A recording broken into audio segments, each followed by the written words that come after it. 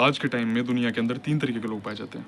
Number 1 जिनको superiority complex होता है, नंबर 2 जिनको इन्फीरियरिटी कॉम्प्लेक्स होता है, और नंबर 3 जो इन दोनों का मिक्सचर होता है, हाइब्रिड होता है, जिनको इन्फीरियरिटी कॉम्प्लेक्स भी होता है और सुपीरियरिटी कॉम्प्लेक्स भी होता है, लेकिन वो time, with situation, with environment, ये तीनों ही तरीके के लोग खतरनाक होते हैं। खतरनाक इन द सेंस का मेरा मतलब ये नहीं है कि काफ़ी ज़्यादा डेंजरस है, खतरनाक मेरा इन द सेंस का मतलब है कि ये अपनी बर्बादी अपने हाथों खुद ही कर लेते हैं, क्योंकि ये तीनों ही चीज़ें, ये दोनों ही चीज़ें बहुत ज़्यादा डेंजरस होती हैं। एक इंसान के अंदर एक ईगो डेवलप कर देती है, एक इंसान के अंदर एक सेटिस्फैक्शन फैक्टर डेवलप कर देती है। Let's take an example. मैं अपने आप को एक सुपीरियरिटी कॉम्प्लेक्स वाला बंदा मानता हूँ। मैं हमेशा यही सोचता हूँ कि मैं दुनिया से ज़्यादा सुपीरियर हूँ।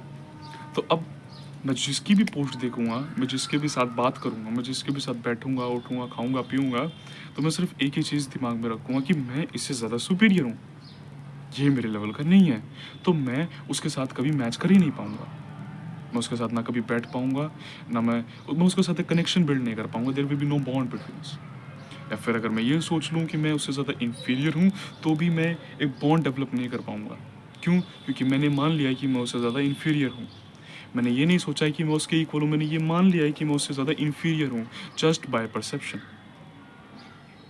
और तीसरा, जिसको जो कि समय के इन्वायरमेंट के हिसाब से इन्फीरियर और सुपीरियर हो जाता है, वो भी बहुत ज़्यादा डेंजरस है। क्योंकि मैं कैसे मान सकता हूँ कि क्योंकि मैं इस सेकंड इन्फीरियर फील कर रहा हूँ और मैं अगले सेकंड सुपीरियर फील करता हूँ। अगर कोई मेरे से कम लेवल का बंदा है तो मैं सुपीरियर फील करने लगता हूँ, और अगर कोई मेरे से हाई लेवल का बंदा है तो मैं इन्फीरियर फील करने लगता हूँ। This is a wrong approach, very very wrong approach. The right approach is कि मैं सबके बराबर हूँ और सब मेरे बराबर है। We all are equal, we all have the same intellect level, we all have the same mind, we are from the same soul, nobody is different. जब मैं ये मान लेता हूँ कि वो मेरे से बड़ा या छोटा है, तब हमारी ईगो बात कर रही होती है, हम बात नहीं कर रहे होते, क्योंकि हमारी ईगो हमसे ज़्यादा बड़ी हो जाती है।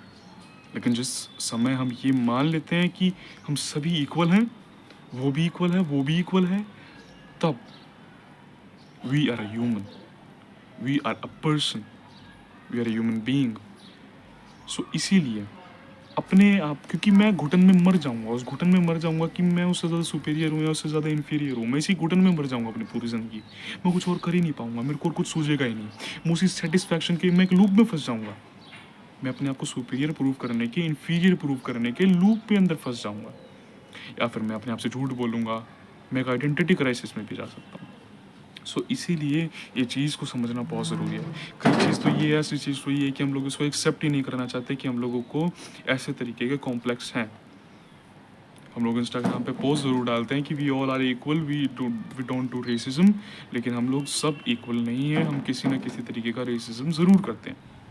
And this is fact. मैं भी करता हूँ, आप भी करते हो, सब करते हैं, दैट इज़ अ फैक्ट। लेकिन we need to understand this कि अगर मैं अपने आप को बड़ा या किसी से छोटा मानूंगा, तो ये चीज़ मेरे लिए बुरी होगी, सामने वाले के लिए नहीं होगी, क्योंकि एट द एंड मैं इसी के अंदर घुट के मर जाऊंगा।